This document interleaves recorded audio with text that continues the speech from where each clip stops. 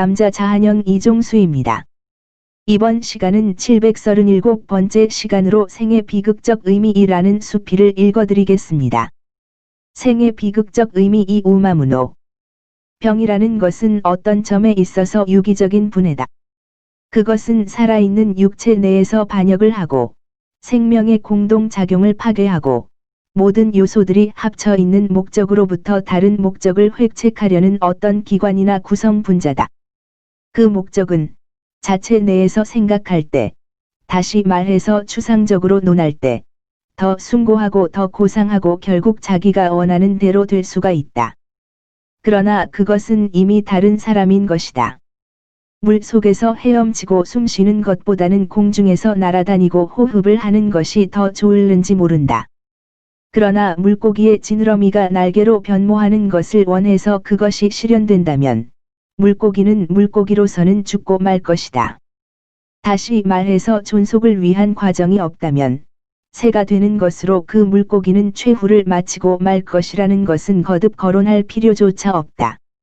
어쩌면 물고기가 새를 낳을지도 모르며 또 어떤 물고기는 새에 더 가까울지도 모른다. 그러나 이러한 물고기라 할지라도 그 자신 일생 동안 새 노릇은 할 수가 없는 것이다. 체내에서 나의 생명의 단일성과 존속을 파괴하려고 꾸준히 획책하고 있는 모든 것은 나를 파괴시킬 뿐만 아니라 동시에 자기 자신도 파괴되고 만다.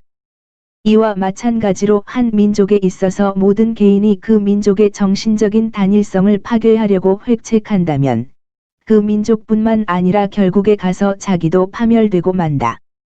왜냐하면 그도 그의 민족의 한 부분이기 때문이다. 그런데도 불구하고 그의 민족을 파괴하려고 든다는 것은 다른 민족이 우수해 보여서 그렇단 말인가? 그야 물론이지. 비록 어떤 것이 더 좋고 더 나쁜지는 잘 몰라도 말이다. 그럼 구체적으로 따져보자. 다른 민족이 더 부유한 민족이라서 그렇단 말인가? 그렇다. 더 교양 있는 민족이라서 그렇단 말인가? 그렇다. 더 행복하게 사는 민족이 돼서 그렇단 말인가? 이건 그렇다고 단정하기에는 좀 곤란한 질문이지만 에라 모르겠다. 그렇다고 해두어라. 정복을 즐기는 민족은 어떤가? 비록 내 민족은 정복을 당했어도 말이다. 이암, 축하해줄 만한 일이지? 위의 물음들이야말로 어떤 민족을 우수한 민족이라고 입증을 하는 데 있어서 절실히 필요한 것들이다. 그러나 문제는 그러한 민족은 내 민족이 아니라 다른 민족인 것이다. 이것으로 충분하다. 왜냐하면 나로서는 나의 생명의 단일성과 존속을 파괴시키면서까지 다른 사람이 되고 싶지는 않기 때문이다. 바로 나라는 존재를 포기하는 것과 마찬가지니까 말이다. 단순히 그것은 내 자신을 포기한다는 말이지만, 그렇지만 나는 죽어도 그런 짓을 할 수가 없다. 무슨 일이 있더라도 내 자신만은 내가 지켜야 된다. 어느 누가 나의 신원증명서를 나보다 더 잘 쓸 줄 안다면, 어느 누가 나의 사회적 임무를 나보다 더 잘 발휘한다면, 사실이 그렇다면 나는 엄히 내가 아닌 것이다. 어떤 독자는 나는 나이고 언제나 나일 뿐이다. 그렇다면 너는 누구냐? 하고 외칠는지 모른다. 그럼 여기서 거대한 인간인 오베르망, 프랑스의 소설가 세낭쿠르의 서간체 소설 오베르망의 주인공 이름의 경우를 들어 대답해보기로 하자. 그는 이렇게 말했다. 우주에게 있어서는 아무것도 내게 있어서는 전부다. 그러나 이것만 가지고는 불충분하다. 나는 인간 칸트의 교리를 그 인간에게 상기시켜주고 싶다. 그런데 비단 그 인간에게 뿐만 아니라 우리 모든 이웃 사람들에게 방법으로서가 아니라 목적으로서 칸트의 교리를 주지시켜야만 되겠다. 왜냐하면 칸트의 교리는 단지 나를 위해서만 있는 것이 아니라 그처럼 투덜거리는 독자 여러분, 바로 독자 여러분을 위해서도 존재하는 것이기 때문이다. 그러니까 칸트의 교리는 다른 사람을 위해서, 즉 모든 사람을 위해서, 다시 말해서 각 개인을 위해서 있는 것이다. 기이한 판단은 우주적인 가치를 지니고 있다고 논리학자들은 말하고 있다. 기이하다는 것은 특수한 것이고 따라서 우주적인 것이다. 인간은 목적이지 수단이 아니다. 문명 전체가 인간을, 각 개인을, 각각의 나를 직진시킨다. 그런데 가짜게 휴머니티라고 불리는 우상은 도대체 뭐냐 말이다. 이것 때문에 인간들은, 그리고 인간들의 개체는 많은 희생을 감수하여야만 했다. 그도 그럴 것이 나는 내 이웃과 내 동포, 내 자식들을 위해서 희생한다. 이렇게 해서 끝없이 세대 연결은 이어져간다. 그러면 도대체 이 희생의 결실을 향유하는 자는 그 누구인가? 이 환상적인 희생에 대해, 다시 말해서 이 목적 없는 공헌에 대해 우리에게 말해주는 사람들 자신도 보통 삶에 대한 권리를 논한다. 그러면 이 삶에 대한 권리란 또 무엇인가? 사람들은 내게 말하기를, 내가 이 세상에 온 목적은 나도 잘 모르는 그 무슨 사회적 목적을 실현코자 왔다고 한다. 그러나 나는 내 형제들 그 누구나 마찬가지로 삶을 누리기 위해 이 세상에 온 것밖에 더 의식하지 못한다. 그렇다. 내 눈에는 분명히 보인다. 어떤 거대한 사회적 활력소가, 어떤 강대한 문명이, 어마어마한 과학이, 어마어마한 예술이, 어마어마한 산업이, 어마어마한 도덕이 나를 둘러싸고 있는 것이 내 눈에는 분명히 보인다는 말이다. 그런데 우리 인간들이 이 세계를 경이적인 산업의 사실들로, 대공장들로, 길들로, 박물관들로, 도서관들로 가득 채울 때, 우리는 이 모든 것들의 발 밑에 떨어진다는 사실도 나는 잘 알고 있다. 그렇다면 이 모든 것들은 도대체 누구를 위해 서 있느냐 말이다. 인간이 과학을 위해서 존재하는 것인지 또는 과학이 인간을 위해서 존재하는 것인지 그저 아리숭하기만 하다. 아까 그 독자는 다시 이렇게 외칠 것이다. 어렵소. 그렇게 어리벙벙한 얼굴만 하지 말고 어디 신 보고 이 세계는 도대체 누구를 위해서 만들었다고 대답할 거요. 그러니까 어떤 인간이고 인간이라고 자처하는 인간은 신과 마찬가지의 대답을 해야 될 게 아니겠소. 하긴 당신의 말도 일리가 있다. 인간이라고 자처하는 인간은 그렇게 대답해야만 된다. 만약에 개미도 이런 것을 의식하고 또 자신을 의식하는 인성을 가졌다면 아마 신은 개미를 위해서 세계를 만들었다고 아주 멋진 대답을 할 것이다. 그러니까 세계는 의식을 위해서 만들어진 것이다. 각계의 의식을 위해서 만들어진 것이다. 인간의 영혼은 우주 전체에 해당되는 가치가 있는 것이다. 이 말은 누가 했는지는 몰라도 아무튼 몹시 훌륭한 분의 말인 것만은 틀림없는 사실이라 하겠다. 그런데 영혼이라니? 생명에 관한 것은 아닌 모양이로구나. 생명, 이것에 관한 것은 절대로 아니다. 생명은 영혼 속에서 덜 창조되면 될수록, 다시 말해서 그의 의식적이고 인간적이고 구체적인 불멸성에서 덜 창조되면 될수록 떠돌이 신세와 같은 일시적인 그 가엾은 생명의 가치는 더욱더 과장되는 것이다. 여기에서부터 전쟁에 대항하는 극히 여성적이고 과장된 감정이 발생한다. 그렇다. 인간은 누구든지 자기 자신의 죽음을 원치는 않지만, 그러나 다른 사람의 죽음에 대해서는 내 알바 아니다 하는 식의 태도를 취하고 있다. 자신의 생명을 구하려고 하는 자는 결국 그것을 잃은 것이다라고 복음서에는 씌어져 있다. 그러나 자신의 영혼을, 그 불멸의 영혼을 구하려고 하는 자는 그 영혼을 잃을 것이다고 씌어져 있지는 않다. 우리가 그것을 그렇다고 생각하든, 또는 그렇게 되기를 원하든 하여튼 이 점에 대해서는 이런 반구의 언급도 없다. 그런데 객관주의를 정의하는 모든 자들은 어떤 인간이 자기의 자아를, 즉 자기의 인간적인 의식을 확인함에 있어서 구체적이고 실제하는 인간을 확인하고, 진정한 휴머니즘은 인간에 딸린 사물들의 것이 아니라 바로 인간의 것이다를 확인하고, 그리고 인간을 확인함에 있어서 의식을 확인한다는 사실에 시선을 주지 않는다. 아니, 시선을 주려고 하지 않는다는 표현이 더 적절한 것 같다. 왜냐하면 우리가 의식을 가지고 있다는 유일한 의식은 바로 인간의 의식이니까 말이다. 세계는 의식을 위해 있다. 좀 더 적절하게 표현할 것 같으면, 이 위하여라는, 즉 목적의 개념은, 아니 개념이라는 표현보다 더 나은 감정이라는 말을 사용하자. 그러니까 이 목적론적인 감정은 바로 의식이 있는 곳에서 발생한다.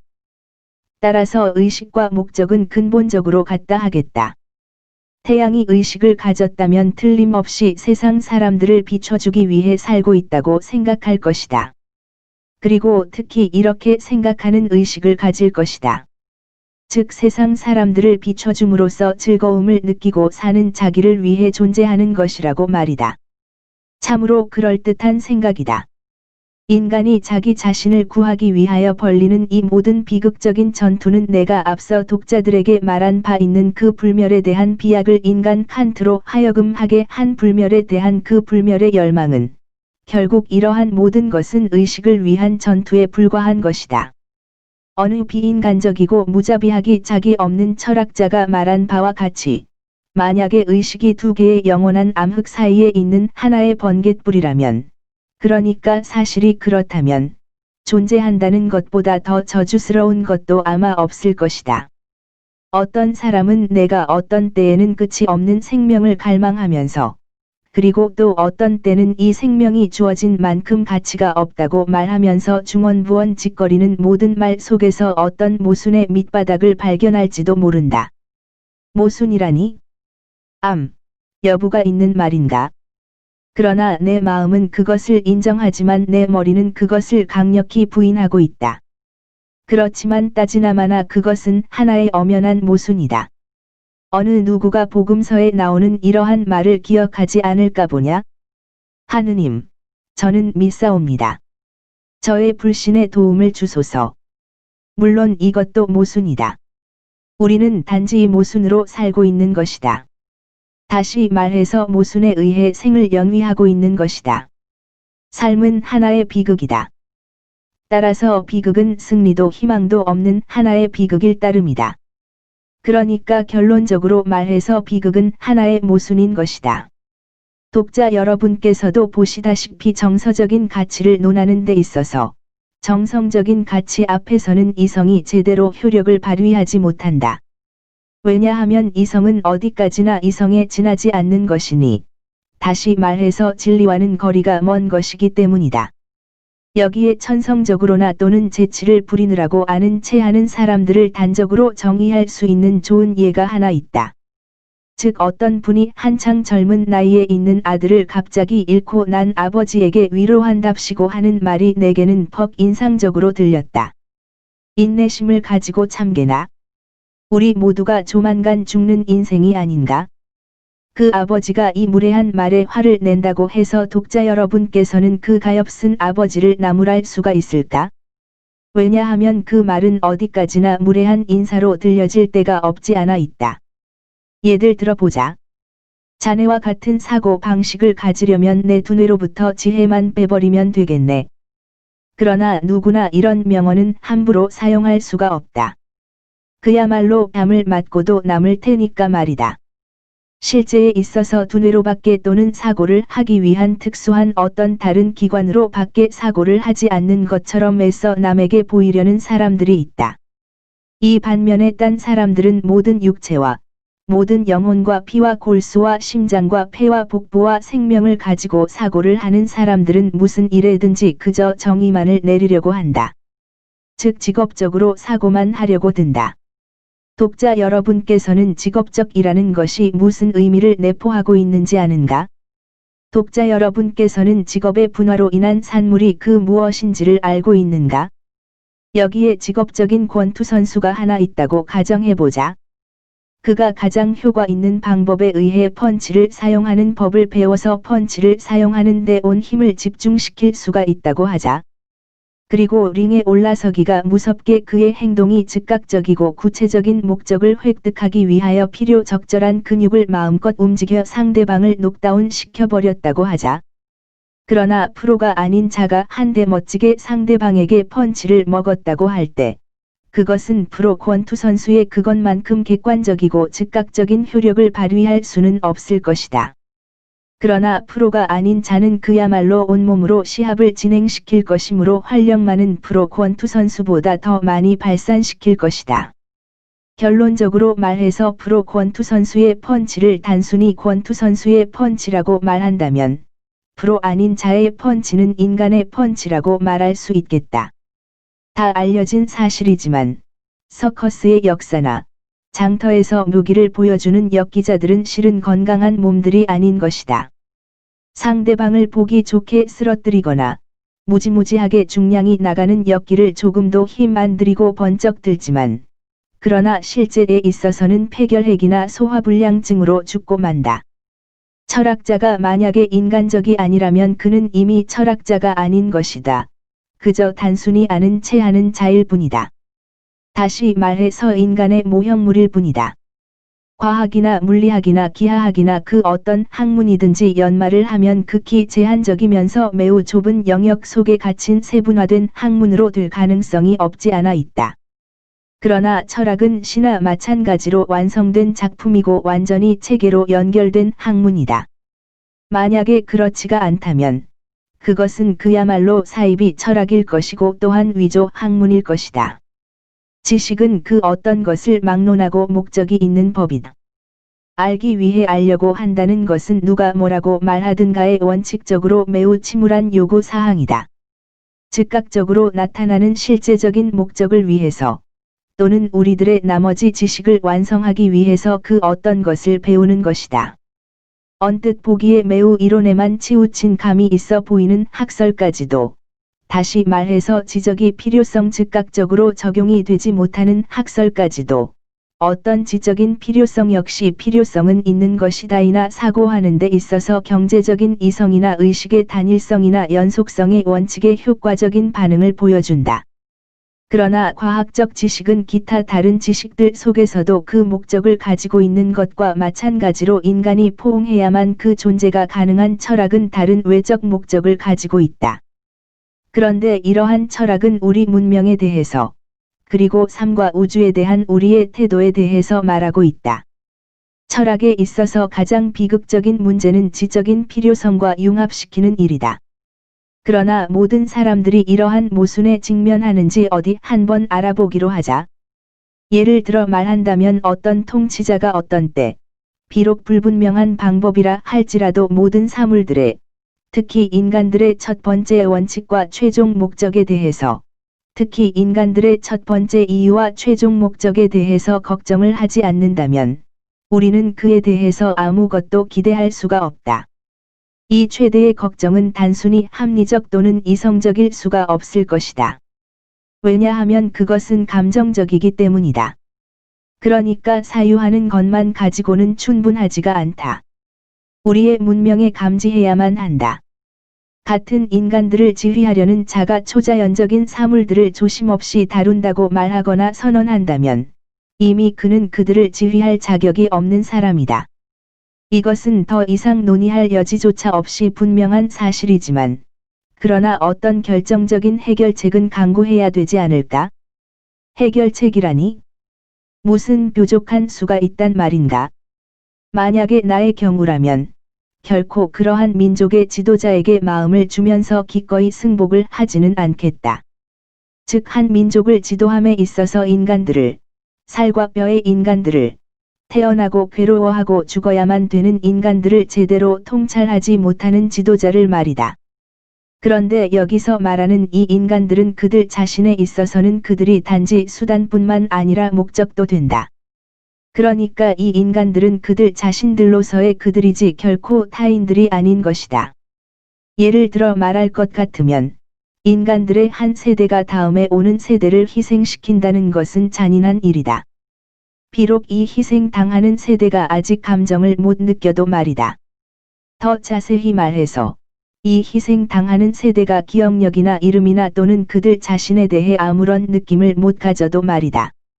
인간이 자기 후손의 장래를 바라보며 산다거나 자기의 업적이나 우주를 바라보며 산다는 것은 그야말로 헛된 노고다.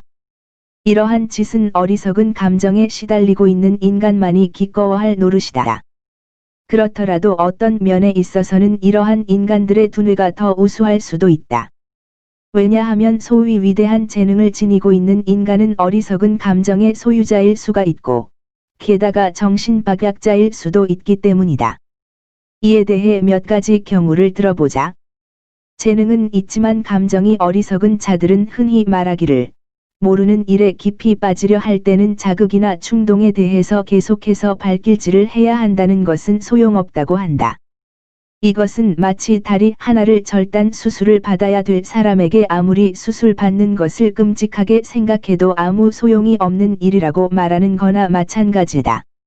우리 인간은 누구나 그 어떤 것이 결여되어 있다.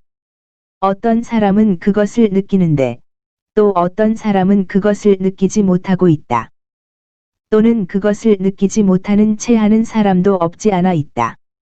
이런 사람이야말로 더 말할 나위도 없이 위선자 바로 그 사람이다. 어떤 아는 채 하는 친구가 솔론, 고대 그리스 아테네의 정치가, 그리스 칠연인의 사람, 이 아들 하나를 잃고 울고 있는 것을 보고 말하기를 도대체 왜 우는 거지? 아무리 울어야 소용이 없는 일인데. 하고 그야말로 별미 적은 소리를 하니, 그 현인이 대답하기를 바로 그것일세. 내가 우는 것은 아무리 울어도 소용이 없으니까 우는 거란 말일세 하더란다. 물론 우는 것도 약간은 소용이 된다. 울고 나면 속이 후련해지니까 말이다. 그러나 솔론이 그 무례한 친구에게 대답한 말에는 깊은 뜻이 들어있다. 나는 우리 모두가 거리에 뛰쳐나가서 우리의 고통을 다시 말해서 단일성을 가진 우리의 공통적인 고통을 탁 털어놓은 하소연한 후에 일제히 울음을 터뜨리면서 하늘을 바라보면 소리 높여 신을 부른다면은 일들을 해결할 수 있을 거라고 자신 있게 말할 수가 있다. 비록 신이 우리의 고함 소리를 듣지 않는다 할지라도. 그러나 우리의 하소연에 귀를 기울일 것만은 틀림없다 할 것이다. 성전 안에도 가장 신성한 곳은 모두들 공동으로 가서 울음을 터뜨리는 곳이다. 온세례, 시편 51편 다윗의 시, 야말로 철학만큼이나 가치가 있다고 본다. 패스트를 치료하는 것으로는 충분하지가 않다. 패스트에 걸려 있다는 사실에 눈물을 흘리면서 울어야 된다. 그렇다. 울음을 터뜨릴 줄 알아야 한다. 바로 이것이야말로 최고의 지식인 것이다. 무엇 때문에? 그 까닭은 솔론에게 물어볼지어다. 이 세상에는 삶 자체와 만유를 품은 모든 개념, 즉 다소간 틀에 잡혀 있고, 다소간 의식할 수 있는 철학 전체가 뒤에 딸린 그 어떤 것이 있다. 이것을 명명할 만한 별다른 이름이 없으니 우선 아쉬운 대로 삶을 비극적 감정이라고 부르기로 하자. 이 감정은 비단 개인뿐만 아니라 모든 민족들이 가질 수도 있고, 또 실제로 가지고 있다. 그런데 이 감정은 관념에서 발생된다기보다는 오히려 관념을 결정짓는다. 비록 나중에 가서 이 관념이 그 감정에 대해 반작용을 가할지라도 말이다. 왜냐하면 반작용은 그 감정을 더욱더 확인시켜줄 뿐이기 때문이다. 어떤 때는 우발적인 병, 예를 들어 소화불량에서 오는 경우도 있는 것이고, 또 어떤 때는 체질적으로 생기는 수도 있다 하겠다. 그러니까 앞으로 보면 알겠지만 건강한 사람이니 건강치 못한 사람이니 하고 논한다는 자체가 아무짝에도 소용이 없다는 말이다. 다시 말해서 건강에 대한 표준적인 개념이 없다는 것은 차치하고라도 아무도 이때까지 인간이 천성적으로 명랑쾌활해야 된다는 것을 증명하지를 못하였으니 말이다. 허나 그뿐인가? 인간은 인간이기 때문에 당나귀나 개에 비해서 이미 병자의 몸인 것이다. 의식은 하나의 병이기 때문이다. 살과 뼈의 인간들 중에서 삶의 비극적 감정을 지닌 사람들의 전형적인 사례를 볼 수가 있다. 지금 당장 생각나는 사람들로는 마르쿠스 아우렐리우스, 성 아우구스티누스, 파스칼, 루소, 칼뱅, 오버만, 톰슨, 레오파르디, 비니, 르노, 클라이스트, 아미엘, 켄탈, 키에르케고르 등 과학보다는 지식을 머리에 더 넣고 있는 사람들이다. 이들 중에 어떤 사람이 딴 사람들의 이목을 끌기 위하여서나 또는 어쩌면 권력자들이나 상사들의 눈에 들기 위하여 그의 태도를 정하는 자가 있었다는 것을 믿는 자도 있을 것이다. 왜냐하면 다른 사람의 의도를 탐색하는 인간처럼 소심하고 가련한 자도 없기 때문이다. 그러나 악질적으로 생각하는 자야말로 곧 악마인 것이다. 내가 여기에다가 굳이 프랑스 격언을 사용하는 까닭은 시시한 격언을 인쇄하지 않기 위해서 구체적으로 말해서 가장 정열적이지만 그러나 어쩌면 조잡하다 할 수 있는 스페인 격언을 인쇄하지 않기 위해서다. 민족들 중에서도 삶의 비극적인 감정을 가지고 있는 민족이 있다고 생각한다. 그러므로 우리는 처음 시작부터 이 일에 착수하기로 하자. 좋으면 좋아요, 구독, 알림 설정 눌러주세요. 감사합니다.